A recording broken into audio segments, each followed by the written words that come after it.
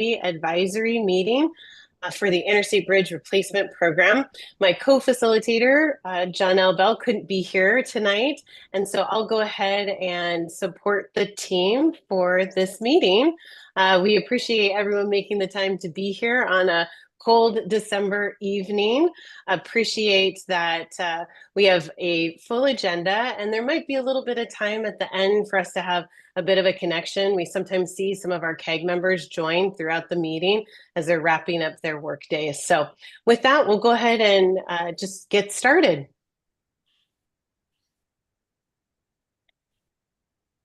We can advance to great, thank you. So today's meeting includes closed captions in English and Spanish. English closed captions are available within Zoom and YouTube. Users can follow this link to view both English and Spanish captions in a separate browser window. Our meeting participation tips, we appreciate you joining us today. We ask that those that are in the CAG room either join us using a phone or computer, but not both. We encourage panelists to turn on their video when you can. We recognize that if you're watching on YouTube, you may not be able to see everyone because we have our ASL interpreters. But when there is time for discussion, we'll pull the slides down so that you're able to see the community advisory group members interact together. If you experience technical difficulties, we ask that you contact our program staff at 360-329-6744. How to access closed captions. At the bottom middle of your screen, you should see a menu of options. If you can't see them, please hover your mouse over the bottom middle of the screen and click the square CC icon towards the right side of the menu to toggle captions on.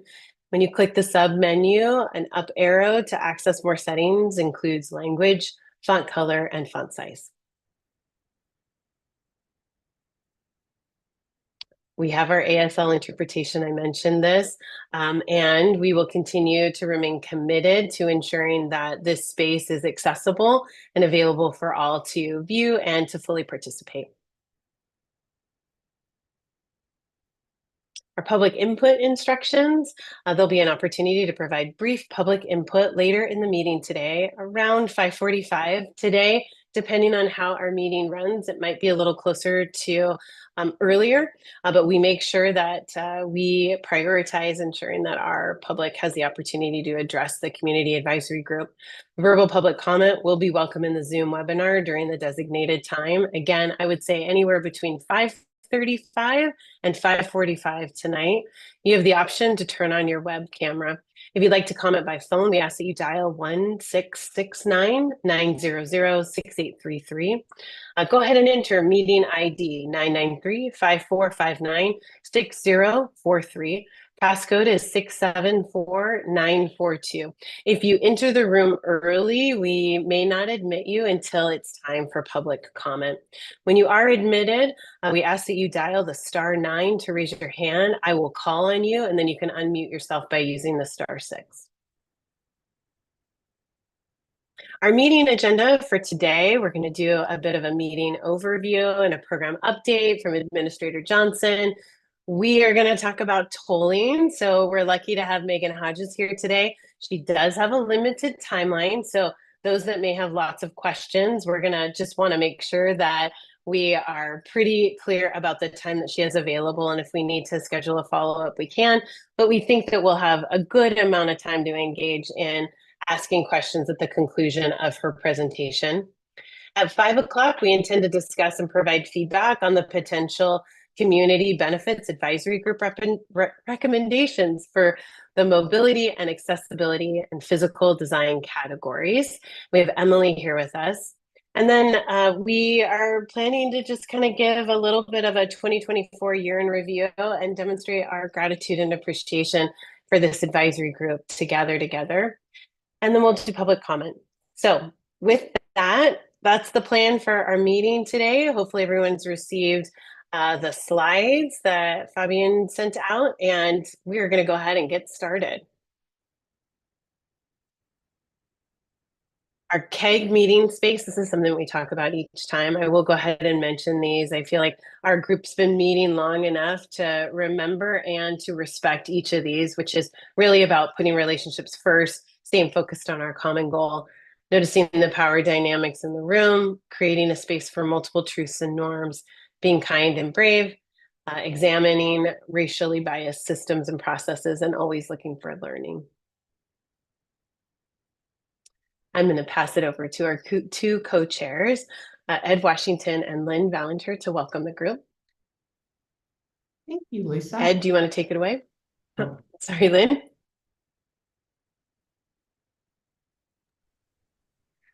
Usually I start and then Ed closes us out because he's so inspirational. So I just want to say welcome. We're going to do really quick introductions because we just have a few members on the call. I think if you don't mind, we can take the slides down and I can just call people out. So just identify yourself, your organizational affiliation or at large, and your preferred pronouns. So I'm just going to call on us so we get through this quickly and get to the meat of the presentation. It's probably in order that we dialed in, so we'll just say thank you. Martha, if you would go first, and then we'll go to Jarena. Sure. Martha Wiley, member at large with a focus on public transit and especially paratransit. I'm in Vancouver and my pronouns are she, her, hers. Hi, Jarena Hatch, she, her pronouns. I am a mobility manager at Community in Motion in Vancouver. Sam, followed by Tom, followed by Irina. All right, so Sam Kim, I used to be a super commuter. We still have a home in Brush Prairie. Currently work in Grace Harbor County, but I'm back home every weekend looking at that I-5 bridge and when it's going to get replaced. So I'm really looking forward to it. I think all of us are here, been here for this is our 4th year. Wow, it's been a long journey. My pronouns are he, him, and I think that's it. Thank you. Hi, Tom Hickey, North Portland Neighborhoods, speaking for Bridgeton. Bridgeton, Kenton, Portsmouth, that area. Hayden Island, hopefully. That's all. I'm Irina Phillips, and I represent East European Coalition, and I live in Northeast Portland. Pronouns are she, her. Then if we could hear from Zachary, followed by Marcus, and then Julie. Good evening, everybody. Zachary Lauritsen, he, him at Oregon Walks. Nice to see folks. Thanks, Zachary. My name is Marcus Mundy. I'm with the Coalition of Communities of Color, he, him, his pronoun. Thanks. And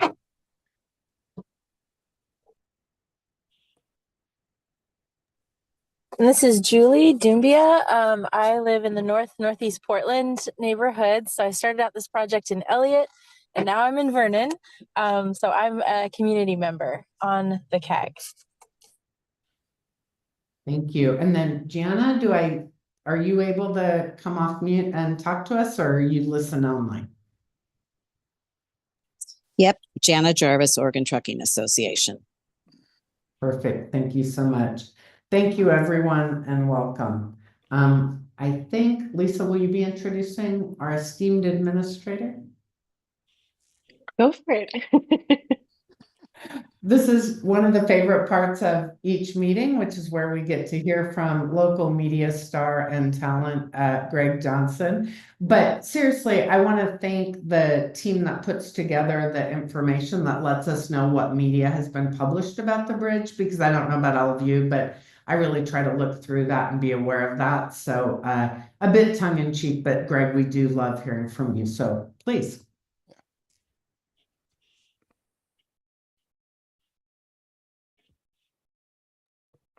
Greg, we can't hear you. Okay, there we go. You think I'd figured that mute button out yet? But, oh well, 4 years and I'm still not. So let's go to the next slide real quick.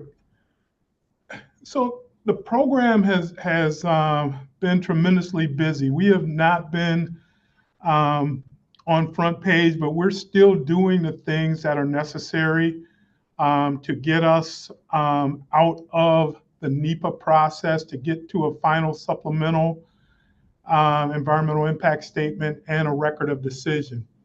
So we concluded the 60-day public comment period.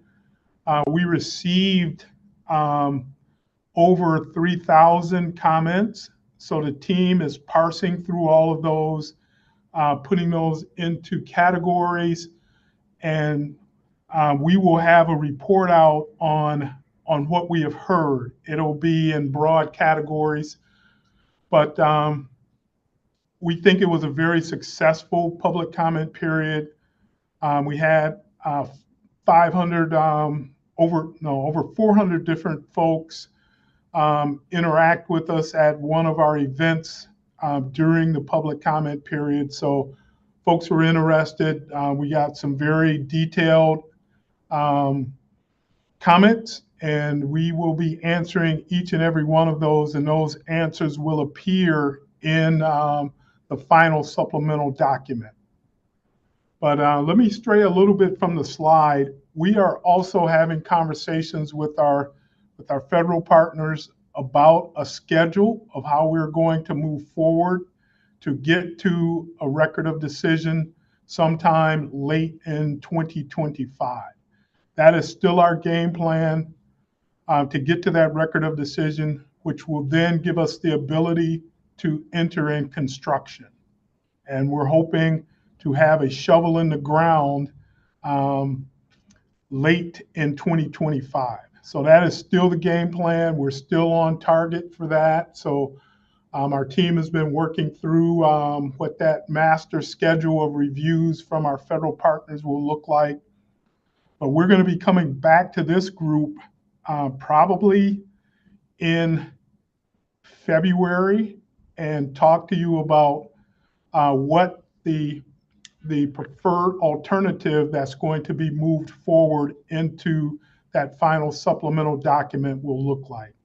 So we think it's going to be February. It may slide to March, but we're hoping we can keep schedule and come to this group and describe where we're at and the input that we received and how it is being impacting how we move forward. So we're still doing presentations. So we're out in the neighborhoods and different community-based organizations and other organizations around the region, making sure they understand where the project is at.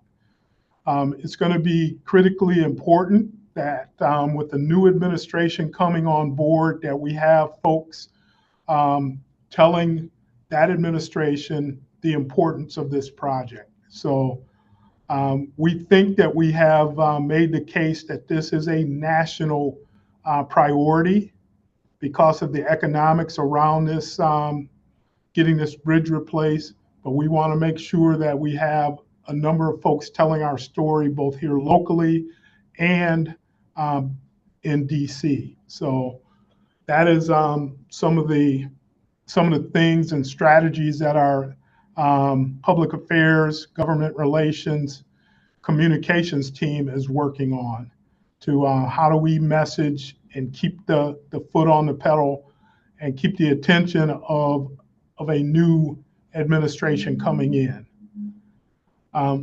Other things, we will be, hopefully this spring, you will start seeing some more aesthetic renderings. We've been having some great conversations about bridge configuration and bridge type. And so we're going to be coming back to this group and showing you the work that we've done and getting your input as we move those issues forward. And so the bi-state tolling subcommittee is still very active. You're going to hear from Megan Hodges. She's going to give you an update on where things are at with tolling, so I'll leave that. But just want everybody to know that the team has been working tremendously hard to get grants signed and secured to make sure we are staying on schedule. So with that, I'll take any questions or concerns that you may have. So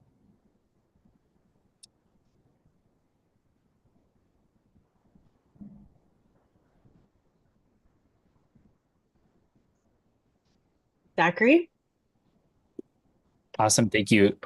Greg, I do some work on 82nd Avenue, and we have a transit project, and it's about half of it's federal dollars.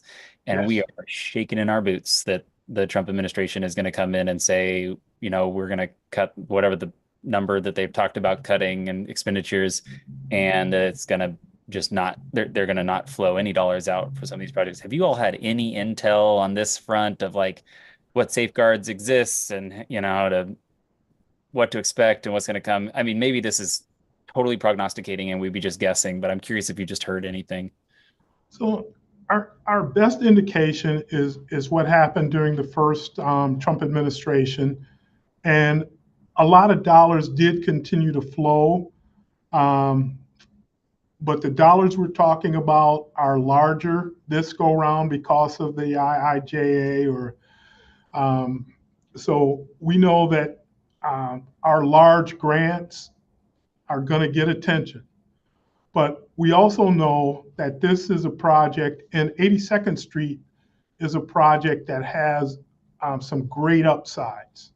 When you talk about safety, when you talk about moving people, when you talk about the economics of those type of investments, I think the case can be made. And are there going to be politics played? We don't know. But we're going to keep pushing forward. We're going to the American Association of State Highway and Transportation Officials have an annual fly-in into DC where they meet with key Congress people and the leadership of USDOT. So that happens the first week in February. So we're gonna have folks there and make sure that we are making the case. What we have to do is make sure that folks understand the importance of all of these projects, not just IBR, but getting these things done. Because once again, if you kick 82nd Street down the road, literally, the costs are going to balloon, and then it will be unaffordable. Same with IBR, same with Rose Quarter, same with a number of other projects that are key and important to this region. So those are the things that we're going to be talking about, the economics of these projects and how it's critical for them to get a shovel in the ground and get moving. I know you may not want to get into hypotheticals, so just say no if you don't want to, but what happens if they say like, no, we aren't going to give you the transit grant, or we're not going to give you you know what I'm saying? Like, what does happen? It's a great question. So our team, we are working through some scenario planning to make sure we can understand, all right, if certain grants don't come our way, what can we get started, and how can we continue to make the case that those grants are key critical. So we're talking about it. It is, we think, once again, transportation shouldn't be political. A good friend of mine said that that bridge is neither red nor blue, it's green, and what it means to the economy of this region is immeasurable. So stumbling at this point, we're going to make that case that if you stumble at this point, that will lead to nothing but higher costs in the future. So there was a 7.0 earthquake off the coast of California that was felt up into Oregon. We don't know when that Cascadia subduction may happen, but betting that it won't is probably not a wise bet. So we're going to make that case for the fragility of some of these pieces of infrastructure and how goods get to market. We have goods that come all the way from Idaho, Eastern Washington, Eastern Oregon. So those are the things that we're going to be talking to Congress people, whether they are Democrat or Republican, and make sure they understand the key criticality. And I think, for projects like 82nd Street and some of the carnage that we've seen on local streets, these are investments that need to be made to keep the public safe and give people alternatives to travel safely through corridors. So we'll see. We're gonna take this as there are good intentions with them coming in, and we'll see how it plays out.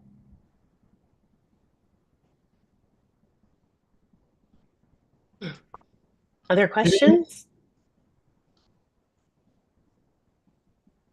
Usually this is the moment where there's lots of questions. Okay. You know, it's the end of the year and it's dark, so. Yeah. Oh, Sam. Sam.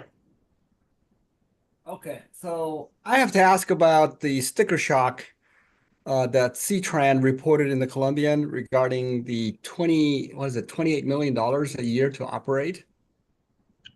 And- Or $21.8 million. So that is actually out in the first year of operation. So those are $2033 as it's been calculated. And that is not the cost to C-Tran itself. That's the overall operational cost for light rail in this corridor that's been inflated. So folks are saying, well, that's a very high price, but it's been inflated to 2033 year of opening dollars. So the bulk of the operations and maintenance costs actually falls to TriMet. And the number that C-Tran will be responsible for is significantly less than that 21 million. So it makes a good headline, but there's nuances behind that conversation. Yeah, when you read the entire article, basically it explains that. So I appreciate that, Greg. So I hope everybody reads the whole thing, not just read the headline. Yep. And did you have your hand raised? Did you have a question too? I can't hear you. You're on mute, Ed.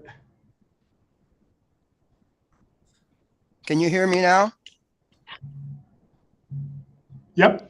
Okay. Yes. Greg, just curious, with the transition taking place between administrations, how is the current Secretary of Transportation, how does that all work out in terms as they go through this change? Can you share a little bit of how that works? Yeah, so USDOT, both at the political appointee level and at the career service level, they are still very active trying to get things done. We have one grant that we think will get signed later this month. We're hoping that the second grant will get signed. And it's not necessarily because we think that they'll take the money, but what we do know is that when a new administration comes in, there's the chaos of people changing seats and getting new direction, and we would lose time. And time is the one thing that we can't afford to lose. So we're trying to make sure that we stay on our schedule. But yeah, those folks are still working tremendously hard. We're having conversations with them on numerous issues on our capital improvement grant process, things of that nature. So yeah, they're still putting shoulder to the wheel to get things done as they are transitioning out of power.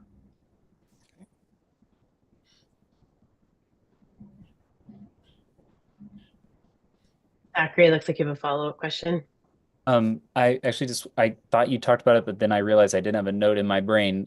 Did you say about when the team comes back and says, hey, these are what the comments were, and this is what we learned? Did you say that was next, or like January, February, or March, April? I didn't catch that. So we're going to have a big picture overview of all the comments and categories of what those comments were. The final answer to those comments will get printed with the final supplemental document that will happen probably at this stage sometime in August, September. So, but we will have a broad categorization of what we heard, and we will be sharing that publicly probably mid to late January.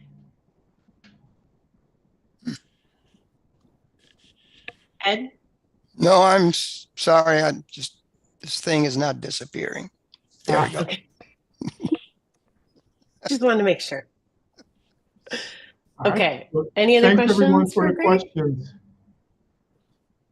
All right. Thank you. Okay. Well, it's that time where we get to talk about tolling. So we have Megan Hodges here with us this evening. You've met Megan before. She's talked about tolling. She does have a presentation that we're hoping that she'll have the time to be able to go through, and I'm sure that there'll be a few questions. So if you could hold those questions until the end of the presentation, then we'll make sure there's time to answer them and engage in a conversation. So with that, Megan. Hi, everyone. Happy to be back. I watch almost all of your meetings, even if I don't come to every one of them. And Lisa spoke about my limited time because today is my daughter's 9th birthday. So I'm hoping to log off as close to 5 as I can because I have to cook what she picked for dinner. So I am going to get started. Just kind of let's go to the first slide and I'll set the stage in a little bit. So just a reminder, you guys have all seen this before. For the IBR program, we have multiple funding sources and we don't look at just one to fund all of these investments. So tolling is one of those pieces of funding that is necessary to make sure we can build the identified investments, the multimodal investments, alongside those federal grants that Greg was talking about and the sources that we have to fund transit. So tolling is only one of those pieces, but is a key one. And then we also have those state funding elements. So federal grants do take up a good portion of funding the program, which you can see in the pie graph on the upper right-hand side. And so we are continuing to go through the process to make sure that we can begin tolling in order to fund that $1.24 billion that's identified in the pie graph. Next slide. So now I will shift into the commission process that continues ongoing to support us being able to get that funding for construction. So the level 3 traffic and revenue, that is the technical term for the analysis that is required to be completed by the program to support rate setting by the Transportation Commission. So you can go to the next slide. So what am I going to cover today? So today I will recap the work of the Bi-State Tolling Subcommittee, their overall schedule and the approach to their work, and then the things that they considered in identifying what to study in that traffic and revenue analysis that I mentioned. I will remind you folks what feedback you gave in your June meeting, and then let you know how that was incorporated or in what ways it was incorporated into the Bi-State Toll Subcommittee's work. And then I will share out a somewhat busy slide, but we're trying to kind of be overly transparent or share as much information as we can as it relates to the things that are being considered for tolling. So I will share those toll scenarios that will go into that analysis that's required in order to set rates. Next slide.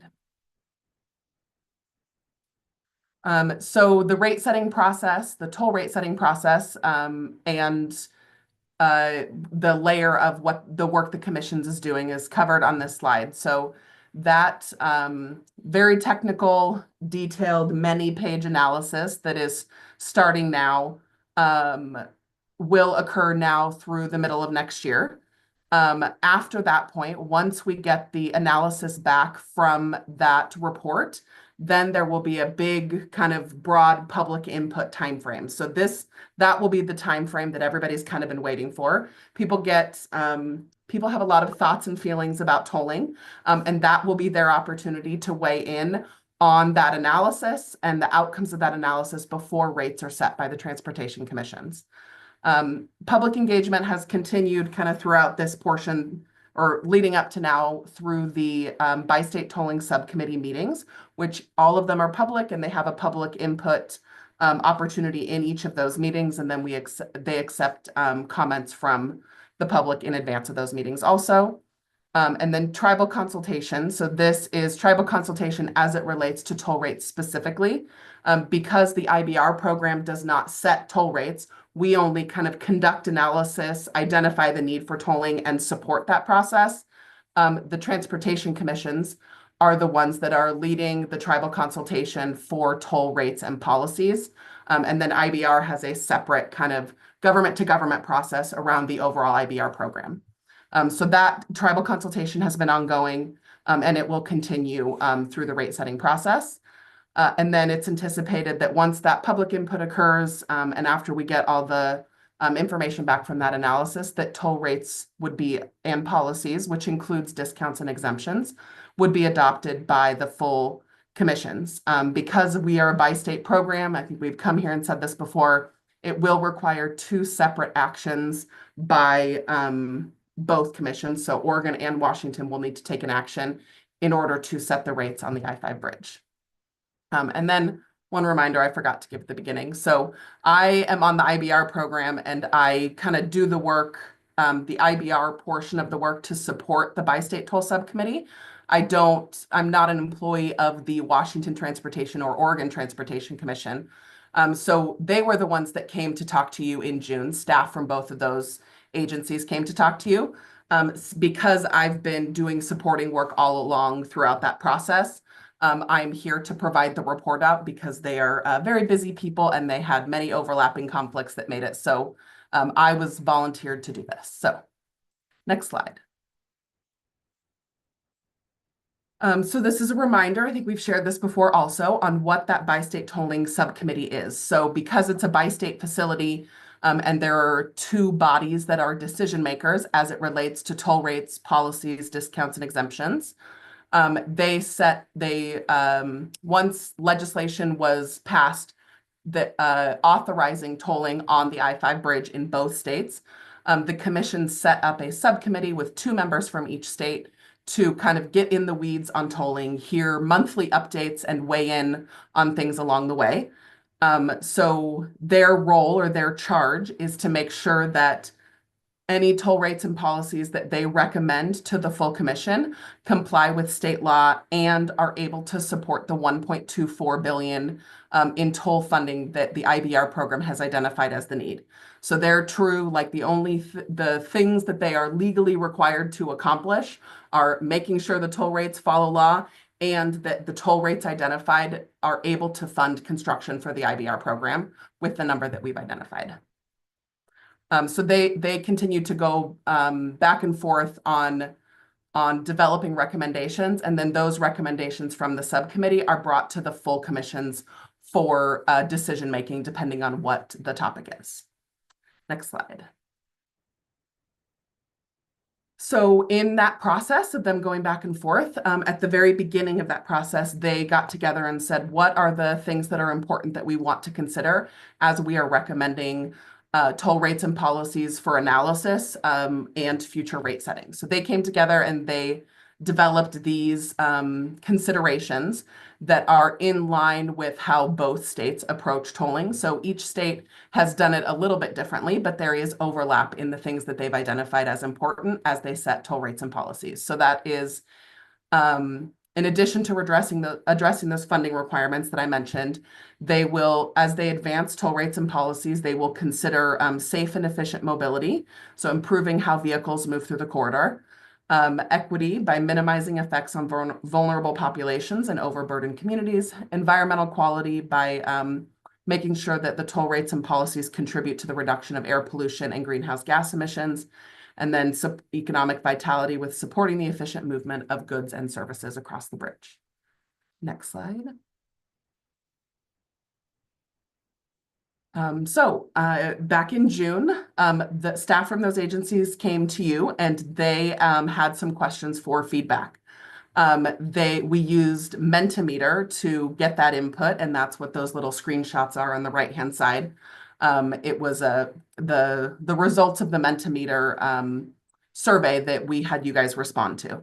So some of the things that we heard, some of the takeaways, since you weren't always aligned on everything, we kind of tried to pull out the things that came up multiple times or the things that you were somewhat aligned on in providing feedback. So you agreed that safe and efficient mobility, or keeping cars moving on the facility, was important. And that this was this is one piece of feedback that I'll come back to later, that staff was surprised by. So it was very helpful and informed kind of what moved forward. So people agreed that a pre-completion toll rate, so the toll rate that starts when construction starts, should be similar to what the toll rate is when a new bridge opens. One of the things that the subcommittee was considering is having a lower rate during construction, and then increasing that rate once construction was finished and tolls moved on to the replacement bridge. But the feedback you guys gave is that more people agreed that they would like a consistent toll both before and after, instead of having a lower one at the beginning. And most people agreed that paying a toll would cause you to rethink your travel. So you can see on the right-hand side, some of the options that you guys identified are different things you would consider once there was a toll. And then some of you, of course, have no choice but to travel across the bridge. So you identified that you would keep taking it even if there was a toll. Next slide. And then we just put this one in here. We also went to the Equity Advisory Group meeting and got feedback. And there were some ways that they were aligned with the feedback you provided, in some ways that some things that were different. So they also agreed about the pre-completion toll rate piece, that they thought it's better for it to be consistent before and after, instead of having a lower toll rate during the construction timeframe with a higher one once the new bridge opens.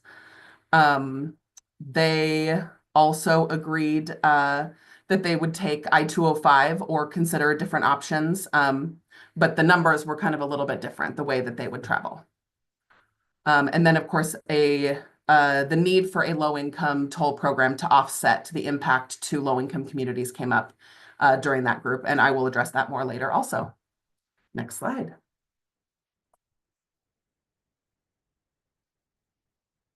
So this is a slide that we use as standard process that probably buries you in information. So I will pull out the key points here. So the level 3 traffic and revenue analysis that I mentioned, which is what's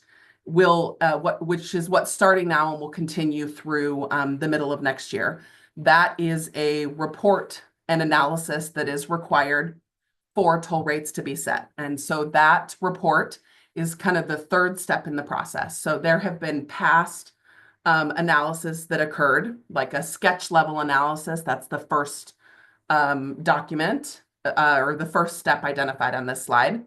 And then the second step in that is a level 2 traffic and revenue analysis, which is something that the IBR program completed and finished at the end of last year.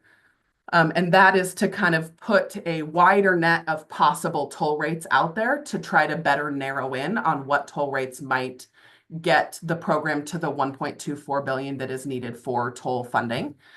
So that was that analysis actually covered, I think at the end, it was probably 11 possible toll rate scenarios, and with a variety of discounts and exemptions. And that information is what helped the commission narrow in on the 4 that are moving forward for kind of final analysis before rate setting. So the process that we're in now is the level 3 traffic and revenue analysis. It will basically put numbers into a traffic model, toll rates into a traffic model, to say, if you put a toll rate on this facility, what can we predict the cars will do once that toll rate is there? Will they travel at a different time of day? Will they take a different bridge? Will they change what time of day they travel, or will they just stay home? And does traffic continue to increase, or does that toll reduce the number of vehicles crossing the bridge? So it does that in a well-informed way based on a very scientific model that I couldn't even begin to explain as a communications person. And that is and then it also looks at how much revenue can be collected every time one of those vehicles crosses the bridge, to make sure that the folks that will give us that construction loan will get paid back as those tolls are collected. And to make sure that we can fund that $1.24 billion. Next slide. So this is a summary of the work that has occurred over the last year, basically. So that bi-state toll subcommittee, they reviewed the analysis that the program did previously that was completed last year. They went back and forth trying to figure out which pieces from that analysis should move forward into the next round of analysis. And then in their July meeting, they advanced four toll scenario recommendations that I'll cover in a future slide to the full commission. So they brought those 4 scenario recommendations to the Washington and Oregon Transportation Commissions on October 1st. And then this doesn't say it in here. In June is when they came to you before they advanced those 4 toll scenario recommendations. And then in October, those full commissions, the full transportation commissions came together in the IBR office, and they heard a report out from the toll subcommittee members and from the IBR program about the work that had occurred over the last 10 months or so. And then they voted to approve those 4 toll scenarios so that the IBR program can get started on that analysis. And then they also directed the subcommittee to go back to, in their November meeting, to look at possible approaches to analyzing a tribal discount or exemption as part of that level 3 traffic and revenue analysis. Next slide. So I kind of covered this a little bit before, but why do they need to do this analysis that I keep referring to? So it provides it lets us know whether or not we can get the 1.24 billion in funding that's needed. It helps understand traffic patterns, like where vehicles will go, or whether they won't take a trip. And then it helps make sure that we can meet financial obligations over the lifetime of the construction loan. And then it also it supports eventually obtaining kind of a rating that makes it so those investors are willing to give us that construction loan because they feel confident that their money will come back to them as those tolls are collected. And that construction loan, it differs based on each state, what each state typically does, but it's usually in the ballpark of around 30 years. So it is quite a long time that the tolling would be used to pay back that loan. Next slide.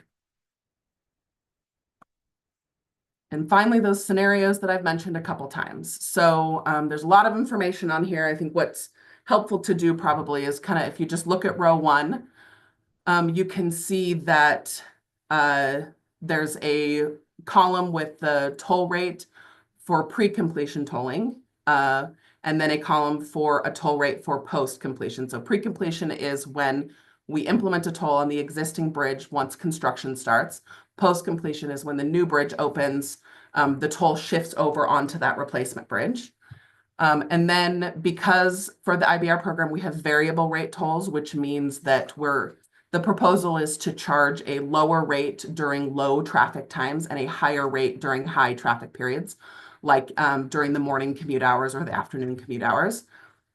There is a different rates identified for the weekend and for kind of the middle of the day and overnight. And then the truck toll multiplier, that is because trucks typically put a little bit more wear and tear on the roadway, and they are bigger, so they take up more space on the roadway. Those are often charged a higher rate. So we looked at different options for a truck toll rate, and that is 2 to 4 times the standard vehicle rate in that first scenario, or 1.5 to 3 times the standard vehicle rate in the lower scenarios. And then there's different types of escalation identified. So just like when you work at your jobs, you get a standard cost of living increase. The same thing usually applies to toll rates. Every year they reassess whether escalation needs to be applied to account for inflation. So the proposal here is to just automatically do a 2.15% annual escalation or 3% every 2 years. And then a low-income toll program. So all 4 scenarios that we have listed here assume that a low-income toll program would be implemented and that The only difference between them is the timing of implementation. So there are those first two scenarios look at implementing the 50% discount on those that are 200% or 200% or below the federal poverty level when the bridge opens, or as soon as practical. So basically, because no low-income toll program exists in the state of Washington right now, and WashDOT is who is operating the toll equipment, they need time to be able to implement it. And so the soonest practical is being able to get those pieces in place in order to be able to implement a new program. So the timing of that hasn't been determined yet. So those are the two options on the table: as soon as possible, and then as soon as the new bridge opens. So I just went through a lot of detail, and I see Jana has her hand up. So I think I can pause here for clarification questions on this slide. Thank you, Megan. I appreciate that. There's been a lot of analysis in Oregon about truck tolling rates relative to passenger vehicles. And because of our cost allocation study, those multipliers of 2 to 4 times are in excess of what would meet our constitutional requirements. Has that been a consideration in this discussion? It has. So those conversations have come up, and I know that the Oregon Transportation Commission has been kind of coming along for that discussion happening. My understanding is that there are kind of multiple ways to address that, the issues with that cost allocation study, and I think they're looking at what all of those options are, but that is one of the reasons why these toll rate multipliers have shifted so many times throughout our analysis. And you can see that for 3 of them, we actually have a lower truck toll rate multiplier. Only one of them has the 2 to 4 times. And that is one of the factors that contributed to that change. Thank you. Sure. Any other questions on this slide? Oh, one other thing I forgot to mention. You can see that in row 1 and row 2, there is a difference between the pre-completion toll rate and post-completion toll rate. There were earlier scenarios that assumed a difference for everything that was being looked at. Because of the feedback that we received from both you and the Equity Advisory Group, you can see that scenarios 3 and 4 assume the same toll rate both during pre-completion tolling and post-completion. So you guys had expressed that you would rather have a consistent toll rate across during construction and when a new bridge opens, and instead of having a lower toll rate at the beginning. So that was accounted for in those 2 scenarios. And then we hear this all the time, that folks feel like there should be a low-income toll program.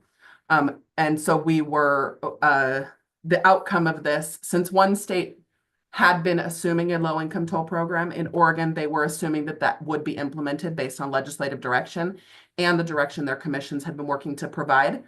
In Washington, though, they do not have a low-income toll program, and while discussions about it have occurred, nothing has been implemented. So it was kind of up in the air where it would land on these toll scenarios for the I-5 bridge. And in the end, many commissioners expressed that they don't want to see any toll rates move forward without a low-income toll program assumed. So that's why all 4 scenarios assume a low-income toll program would be implemented at some point.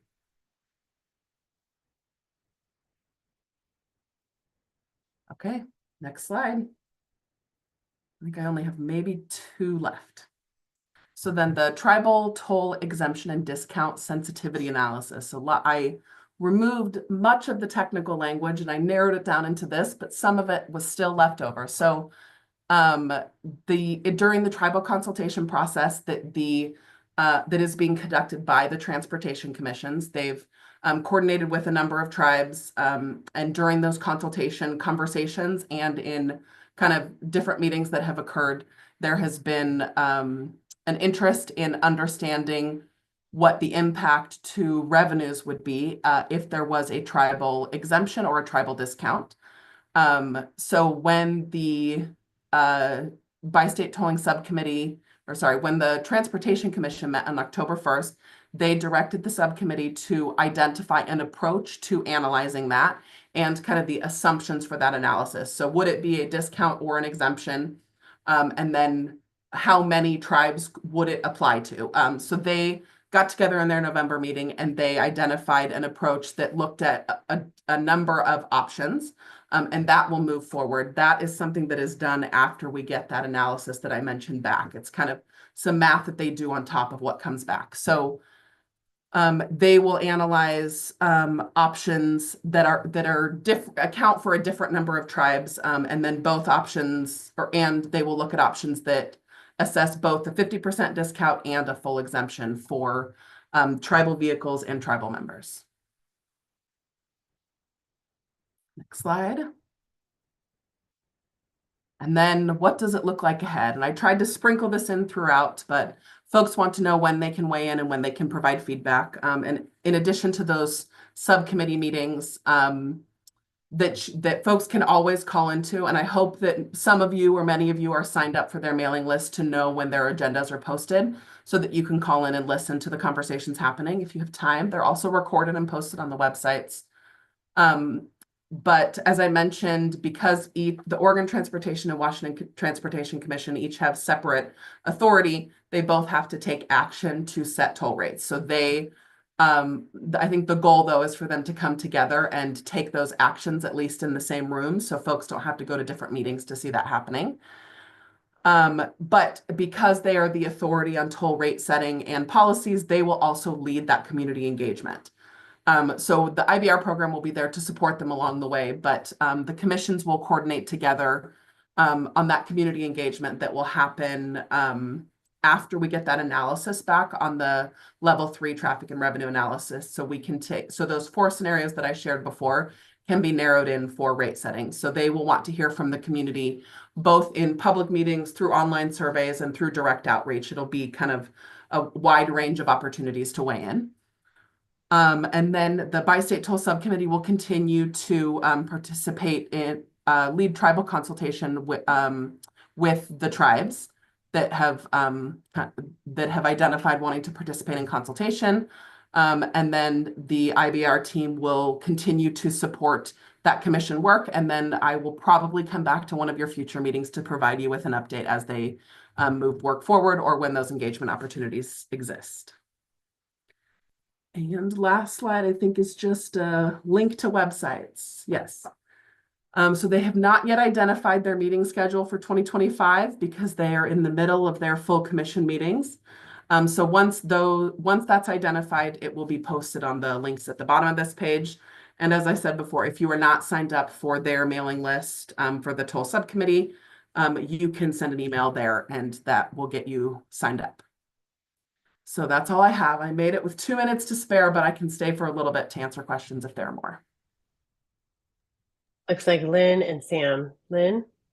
I don't have a question, but I would just offer that I signed up to get input from the hearings, and the transcript that they send out, they're amazing because they have multiple items on their agenda. This wasn't the bi-state, it was just the Washington, but they actually said, you know, from this time to this time, they're talking on this agenda item. So it was super easy to kind of use your time wisely. You didn't have to kind of try to scroll through a 1 or 2 hour meeting to find the part that you cared about. So if you do have an interest, I would say at least the Washington Toll Setting Committee made it really easy.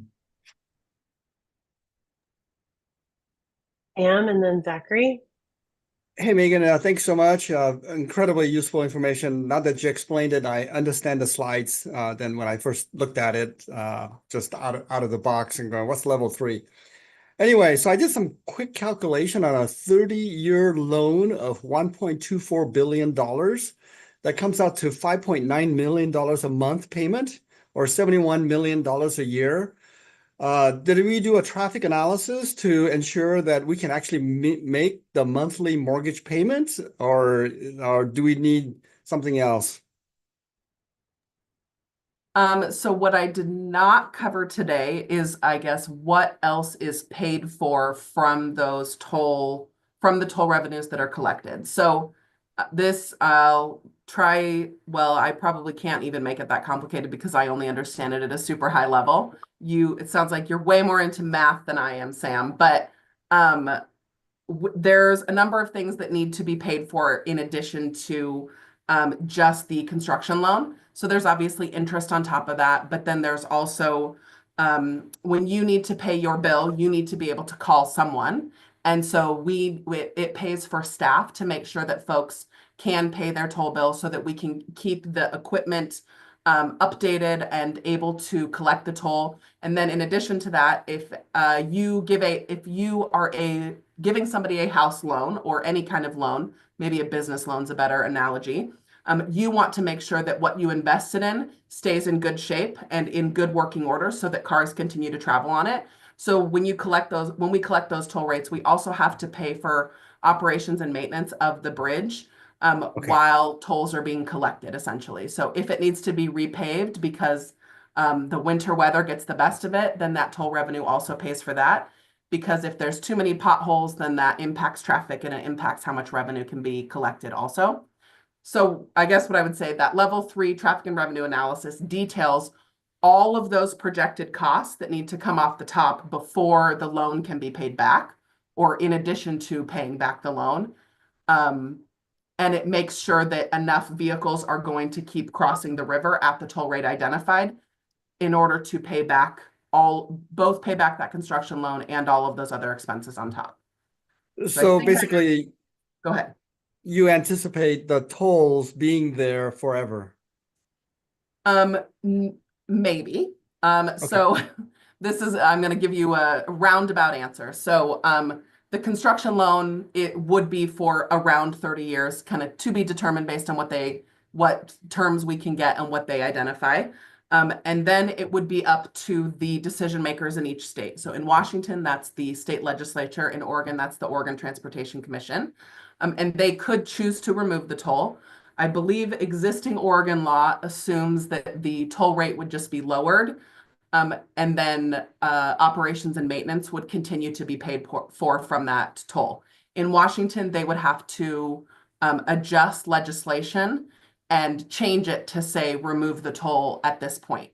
And before you say, well, they're never going to do that, the Tacoma Narrows Bridge, which currently has a toll, it does have a time frame for sunsetting that toll. But all the rest of the facilities in Washington, they don't have that. So it could happen for us. Is it going to? I like to say, ask whoever's working here in 30 years if they will remove it. Thank you, Megan. Okay, Zachary. Awesome. Thank you, Megan, for the presentation and your answers to the questions. I have a kind of a similar related question, I think, to Sam, which is, the mega projects have a long history of going over budget, and there's this really robust system here for setting toll rates. But I'm curious if we set the toll rate as X and it turns out the project goes over budget and we need more revenue to pay it off, is tolling a tool to make up that gap? Like, how is there flexibility, or is once it's set, we're going to do this and we're going to have annual increases and that's that? We have to find the money somewhere else. So I'll answer a couple different pieces of what you said. Before toll rates are set, so because toll rates aren't needed or aren't implemented until construction starts, we would know ahead of time whether or not what we've identified now will fund the necessary amount. So I think tolls could make up an additional gap, but it's unlikely to, it's not unlimited potential, right? We can't just say, just keep upping that toll and cars will keep traveling and we can just get tons of money from it, right? Eventually, if you raise a toll to a certain point, cars will stop traveling and then you can't get the funding that you need anyway. So could it be more than 1.24? It's possible. During the Columbia River Crossing previous project, they looked at possible toll rates and they identified a range, and we've shared this in some slides before, that went from 1.1 billion to 1.6 billion. So I think the tentative assumption is that it could go to more, but right now, but nobody wants that to be the solution to increasing costs, right? And we understand that not everybody is supportive of tolls and not everybody can pay them, right? It is a daily cost for people that travel across the bridge for work. So I think we have multiple options we can consider. Tolling is one of them. And it just kind of depends what the what gap we need to make up. And then one other, I'll actually let Greg jump in on this too, because I can see that maybe he's eager to help respond to this question. But one thing I will say is some of the commissioners were worried about the same thing as you. And I forgot to mention this on the last slide, but that fourth scenario at the bottom of the slide I shared previously, its goal is actually to get to 1.6 billion in funding instead of the 1.24, because one of the commissioners said, I want you to add a fourth scenario because I'm also worried about this. So that will help inform whether how traffic will be impacted if we do need a higher toll in order to get a higher amount of funding. Go ahead, Greg. So, so a couple things. We're going to be rerunning our estimate, our risk-based estimate, and releasing that information probably late summer. And we're seeing what's happening with inflation and escalation on these projects around the country. So we anticipate a number that will be higher. We don't know what that number is yet, but one of the key things about having federal partners, and this being the interstate, is that we will be looking to our federal partners to have a second bite at the apple for additional funding at the federal level. This project is very much competitive because we have a lot of local dollars being expended. If you go and look at some other projects, such as Brent Spence in Ohio, their local dollars do not nearly come close to what we are raising here locally. So we have a good case to go back to our federal partners if we see that those prices are going beyond our ability to compensate. So, but our promise to the DOTs and to the partners is that we will live within our budget. Whatever we are given, if the feds say, no, we're not giving you any more, we'll live within our budget and we'll do what we can do with the dollars that are given us. But we do not look at the tolling as that endless bucket of money that we would be trying to tap into.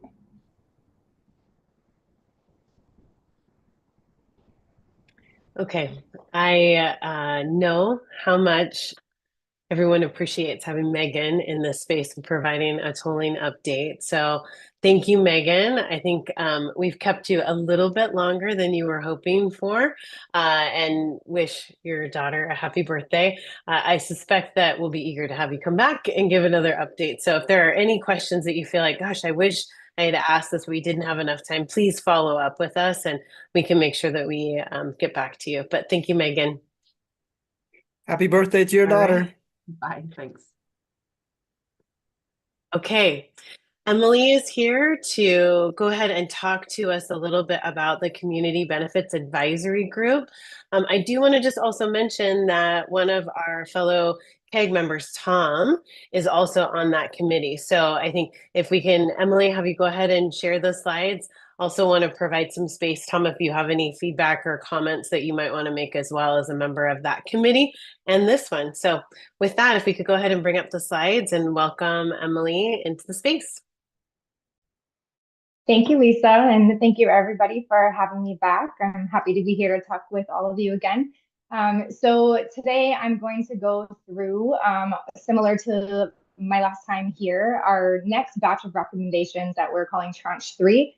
And where we're at in the process of these right now are this list that I'm going to read through are the recommendations in Tranche 3 that the Community Benefits Advisory Group will be having a review and refine session with at our meeting next week.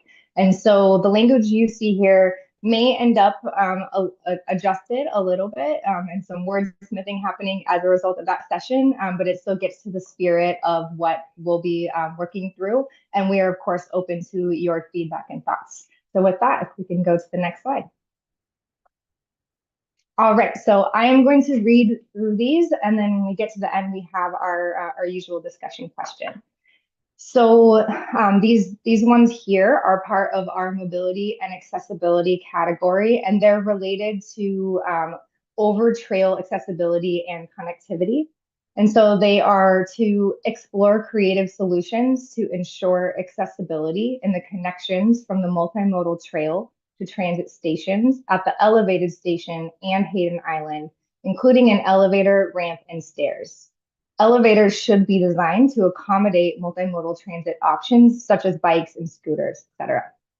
Next is to enhance multimodal connectivity to trails, including but not limited to the 40-mile loop, Vancouver waterfront, and the North Marine Drive interchange, making them intuitive to traverse for all users. Next is to enhance safety for multimodal users crossing the bridge by incorporating protective features into the design with special considerations for medical issues and suicide prevention. Next slide, please. All right, continuing on with our mobility and accessibility category, we have design team to consider integration of acoustic enhancements in designs to better accommodate individuals with visual impairments, ensuring path support. Next, provide shelters, water, and bathrooms for different users of the multi-use paths, with a focus on those using paths for both recreation and essential travel. Next slide, please. And then next, we have a few in our physical design category to consider the inclusion of additional connectors such as 4th Lane, 23rd Avenue, and 49th Avenue to ensure all areas are connected. And we really see this as a theme across our recommendations of the spirit of connectivity throughout the program. Next is to create a community garden near the waterfront as part of the bridge design to serve as a resource for local residents, and for the design team to consider advanced signage on the bridge, including digital displays along the shared use path, displaying relevant information and real-time updates and enhancing the sense of place. Next slide, please. All right, and so we have our discussion prompt here that we'd love to open up. And again, I know this is quite a bit to be sharing with folks and have initial reactions to. So we'd love to have this discussion, but also if you have any thoughts or feedback as you've taken some time to think about this and look at the slides maybe after the meeting, we're always happy to receive your feedback.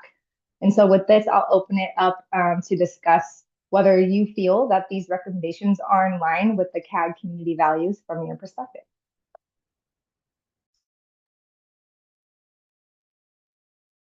Tom, did you have anything you might want to share or any questions from the rest of the CAG? You asking me to share? I'm sorry. Or you've been in the meetings. I have. So Well, I have been absent from a couple of meetings recently for personal issues. So some of the stuff is a little different than I remember seeing. But I would say that these are kind of examples of a number of other conversations that we have as well. So there, the topic of the community garden, actually, I hadn't seen that one before, but there is a lot of push for like a waterfront access for the North Portland Harbor from Hayden Island to there's no public access to get to the water for kayaking or paddleboarding. It was only private access, so we were hoping to take advantage of the opportunity to create some kind of an area where the public could gain access to the water along there. Things like that. There's a lot of discussion, especially in North Portland, about the bike paths and the connectivity through the 40-mile loop. There's a lot of elements on the drawings that are unclear as to how they actually function, and so we're a lot of push, and a lot of the comments on the SCIS, the draft SCIS, were on the order of how to refine and create more efficient planning in terms of the multimodal travel along Marine Drive and along the Marine Drive interchange and across the bridge itself. So that's certainly all integrated with the citizens benefits or the community benefits group. One of the topics that I thought was really interesting is that one about connectivity to the elevators in Vancouver, that that there's a lot of concern on the part of the community benefits group about the height of the bridge at that point, and how are you going to get bicyclists down from 75 feet in the air, either through a long spiraling ramp or elevators. And I guess the down is easy, but it's the up that it's a problem. But also concerned about safety in terms of the descent. So if you've created a bike path that spirals downwards for several loops, and you got bicycles coming down there and you've got pedestrians walking up, it's a real recipe for problems. And so we want to see those, integration of those kinds of elements that aren't necessarily apparent to an engineer on paper. But when you start talking to the bicycle community, they're very, very apparent to them and the pedestrians. So that's kind of the foundation of it all. And the issue of restrooms is one that's come up a couple times, but the practicality of restrooms mostly depends on who's going to be responsible for maintaining them in the long run, and that would fall on the local jurisdiction. So speaking to the mayor of Vancouver, she's a little like, I don't know, I don't want to be responsible for that particular mess, literal mess, I guess. So that's where we are. Ed? Ed, we can't hear you.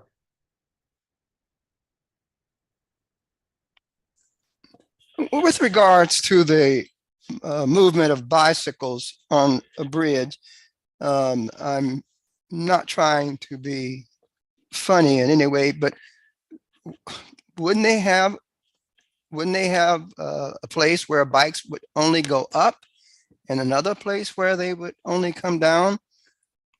Or do they tend to mix the two together? I'm unaware of any one-way accommodations like that on the current design. Most spiral ramps to get people down to a different level are a two-way facility. Okay. We're looking at some modified designs, and one call that I put out to the biking community is to take a look around the country or even around the world and see if there are some ideas that can help solve this problem, because we heard a lot of it during the public comment period at the open house meeting. So it is a concern. We're having our team do the same thing, dig in and look around to see, okay, is there a better design that we can get people down to ground level? Or one of the things that we've heard, and we are having the team look into it, I don't know the feasibility of it, is to run the bike walk facility next to light rail and then have it extend up to Evergreen. So there are some things that our team is looking at for feasibility, but want this group to know that we are investigating all of these things in a serious way. Sorry, Sam, I jumped in front of you. Oh, it's okay. I really like the conversation. So first of all, thank you, Emily and Tom. I think these are a great idea. So I'm just wondering, is this set of recommendations just a wish list, or is this fairly realistic as I listen to this discussion? So I'll jump in and save Emily the pain of answering this question. It is not a wish list. What we're doing is gathering these recommendations, and once again, we're going to run them through equity, we're going to run them through CAG, and then we're going to take them to the executive steering group, which has all of the partners. So we're going to vet some of them internally and then take the remainder up to this group and say, this is what the community has said that they would like to see happen. And then we are going to have that discussion at the executive steering group level, because they will be the final arbitrators.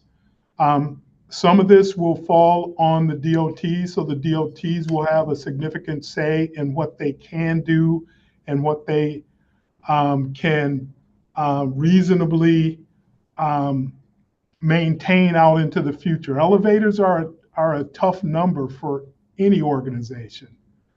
We've heard talk about, well, put in escalators, and escalators are even more twitchy and hard to maintain. So all of those things are going to get put in, but what we're going to do once the ESG says yes to this, no to that, maybe to this, then those items will start getting put into project specs, into design standards, and all of those things where they appropriately fit. Some will go to other agencies to interact or to enact.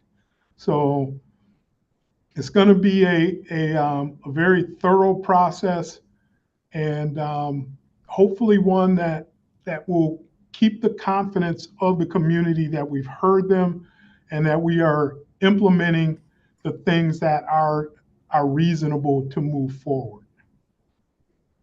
Okay, just since these are just recommendations for now that are going to be vetted. When I was in Biloxi, I walked across their very long bridge that goes very high up and very steep down. I really appreciated having a park at the end of that trail where there were restrooms and so forth, but there was none in the middle of the bridge, and that was fine. Okay, thank you. Lynn and then Tom.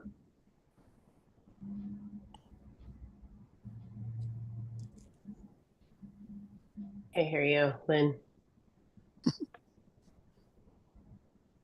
Normally I'm on too much audio, not too little. The community garden recommendation. What is? Could we hear a little bit more about that? Yeah, Not from me. Sure, I can jump in there. And, again, this is one that the group is still refining, so they'll be talking more about that this month. But it was really something that came out of a brainstorm that folks felt like, it'd be great if we're looking at some of our amenities on the waterfront, and we want to really have some, a community to have a sense of place, that it would be great to have something, something like that on the waterfront available for folks to be able to interact with. Again, I think there would still need to be some considerations how that would actually be able to be implemented and kind of who would be maintaining that. But it's an idea on the table that's still getting worked through. So that was one that it's a great idea. I'm not sure it has a home within the project area. Right. So that's kind of circling back to, is this a laundry list or is this a list of recommendations? And so I just want to kind of call that one out, that it's a great idea. I'm not sure this is the place for it. So there is precedence for things like that at some locations within DOT right-of-way. You can, sometimes you partner with the master gardeners, and they are willing to come in and if other entities put the capital forward for them to do the plantings, they will come in and maintain it.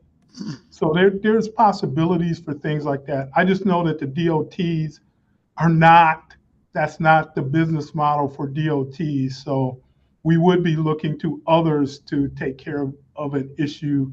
If that is the will of the community, we'd have to find other partners who would help implement that idea. And I guess I was a part of that group that on I-5 North, there was the Shape of Washington, for some of you that have been in that area a lot. And that ended up having a tough time finding a home. And I also, in my mind, was translating community garden into produce, and that may not have been the intended, that may not have been the intent.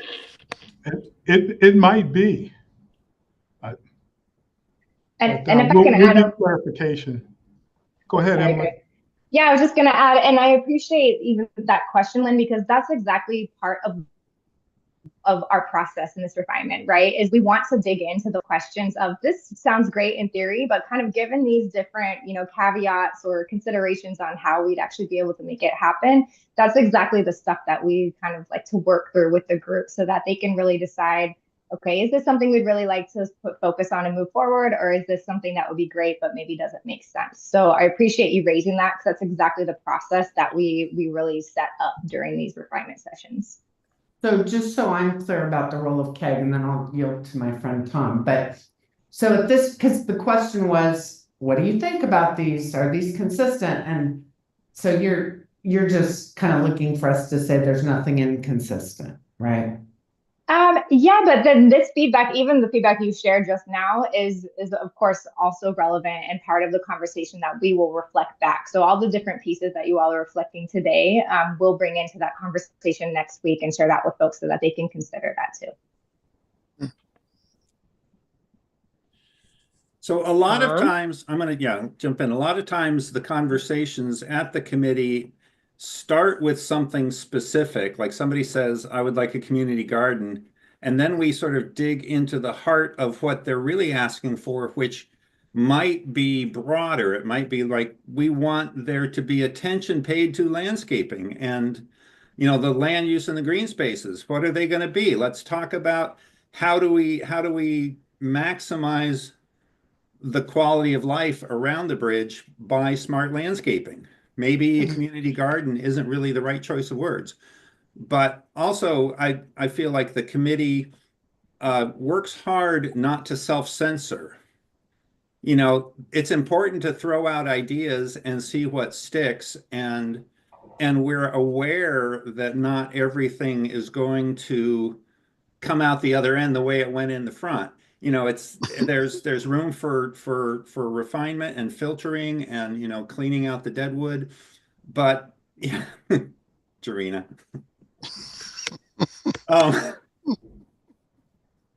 But I mean the point being that we don't want to say something's a bad idea too early. We want to take the ideas and turn them over and look at them and sort of refine them into ideas that it's not our job to say that doesn't fit in the budget or that's really the work of the local jurisdiction. It's our job to say this is what the community would like to have within this context. And then if Greg and the team says, well, that can't be part of the IBR budget, but maybe you should go talk to WashDOT, then that WashDOT can then chime in and say, well, we do have a program, but we're not the experts at that. So we're here to throw ideas on the table and see what can go forward to improve the aesthetics, the functionality, the multi-use qualities of it. All those things are sort of somebody else's job to say no. Zachary. Thanks. I really just wanted to acknowledge and say thank you to that, Greg. You mentioned the connection north into Evergreen. That was the thing that I hear from my community over and over, from the waterfront to Evergreen, having that at grade or at road grade path extended just over and over and I recognize it may not be possible, and I sure hope it is, and I hope it can work, but I really appreciate that you're working with your team to really exhaust that look. And I think that if we're going to talk about connections like it was shared in this presentation, that would be great to call out as a big community benefit, to extend that pathway, the multi-use pathway from waterfront to Evergreen. Thanks so much.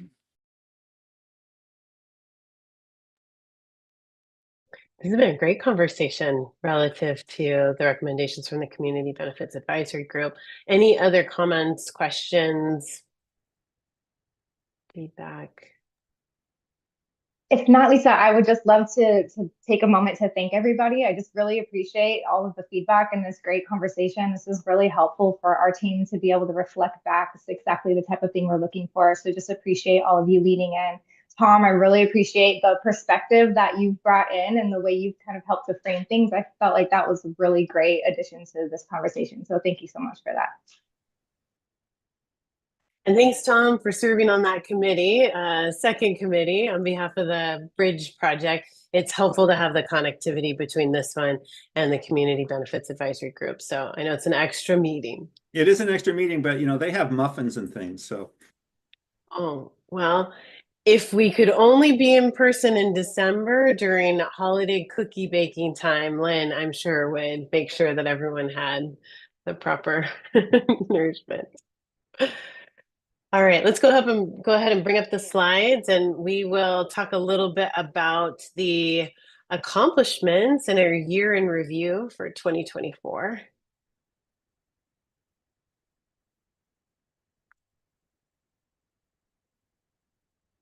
we can go to the next slide. So it has been a busy 2024. I think it's been really exciting to see the level of input that the CAG has had on several key elements and information that's been shared as to the program continuing to progress. So we really kind of kicked off with some design input around the Vancouver Waterfront and Hayden Island transit stations, and rumor has it that there'll be some more opportunities for the CAG really this next year relative to urban design, which I know is exciting in an area that this group has a lot of really good lived experience and perspective that you can add. On the draft SEIS, we've been waiting to be able to get to this point to have this public draft SEIS available and to be able to start to not only prepare our community, but also to ensure that our community knew that this opportunity was available for them to provide feedback.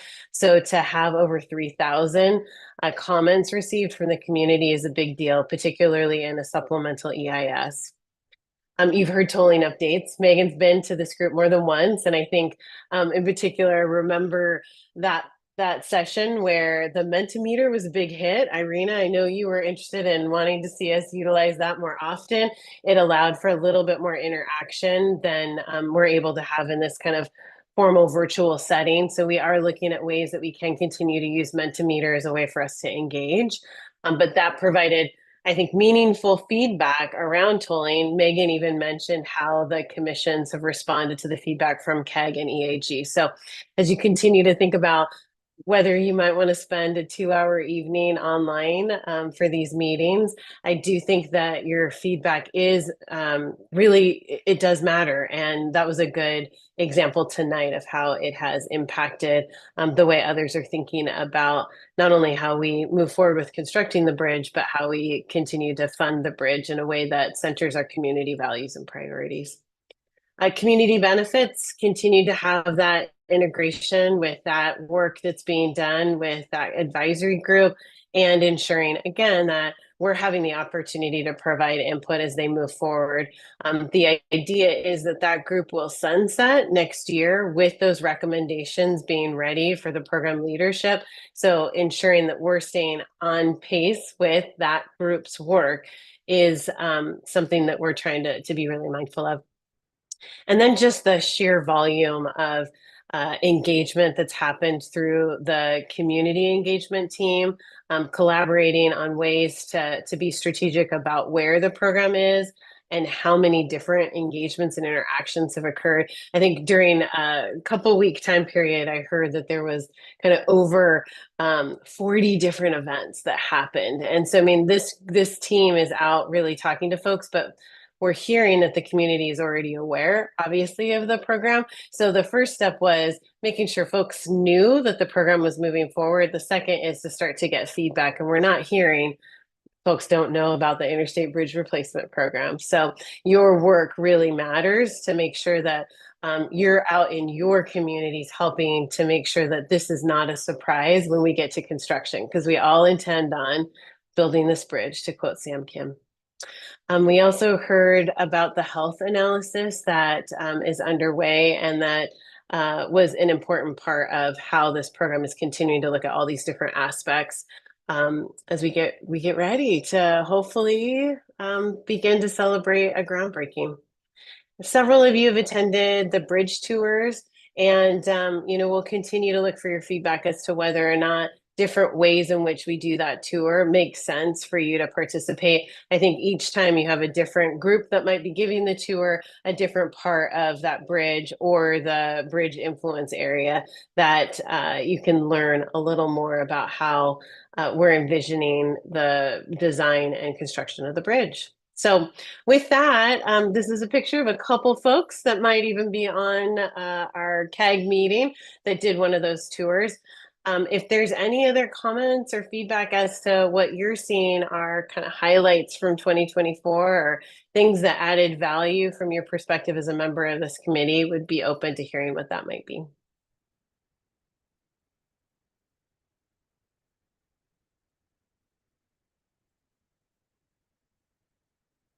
Okay, maybe we just covered everything really well. Fabian did a great job of making sure that we did a year in review. So kudos to the Community Advisory Group for all of your hard work and your continued commitment to this program. It does matter. So thank you for a great 2024. All right, let's go ahead and go to the next slide. Public comment. I was just like about a minute off. So I suspected we might arrive at this public comment period about 5:35. And so this is the time when we do welcome the public to provide input. So if we could go ahead and go to the next slide. At the beginning of the meeting, I introduced the different ways that the public could engage, whether it be a verbal comment, and that would include dialing 1-646-931-3860 and providing the meeting ID of 986-0940-5983 with the passcode 701376. So if we have folks from the public that would like to make a comment, we'd like to make sure that we allow time for that. So I'm just going to check to see our IBR tech support, Amanda. Do we have anyone from the public that signed up to address the Community Advisory Group? We have no one here at the time. Okay. A minute. Let's go ahead and move to the next slide. Okay, let me know, Amanda, if anyone does want to enter the space and provide input. We do want to make sure that folks know that you can submit a comment after the meeting if you weren't able to attend, or if maybe the meeting went a little quicker than anticipated and you were planning to attend the meeting towards the end of the meeting. We ask that you send your comments to info@interstatebridge.org with the subject line CAG Public Comment. If we do receive any public comments, we do provide those directly to the members of the CAG, so they have the opportunity to review those before we get together in this virtual space. If you don't want to send an email and you're not able to participate in our meetings, feel free to call either the number in Washington, Oregon, or toll free. I'll go ahead and read the toll free number, 888-503-6735, and you can leave in your message CAG Public Comment. We will go ahead and get that information and your feedback directly to the CAG. Next slide. Okay. Amanda, anyone? Still not seeing anyone. Okay. All right. Maybe I will go ahead and pass it over to Lynn. And then I do know that Co-Chair Washington does always close this out. Maybe before I do that, I'll just check to see if, Greg, you have any other feedback that you might want to offer as we get ready to kind of close down the meeting. No, just a thanks for a great year, and we will see you all in 2025.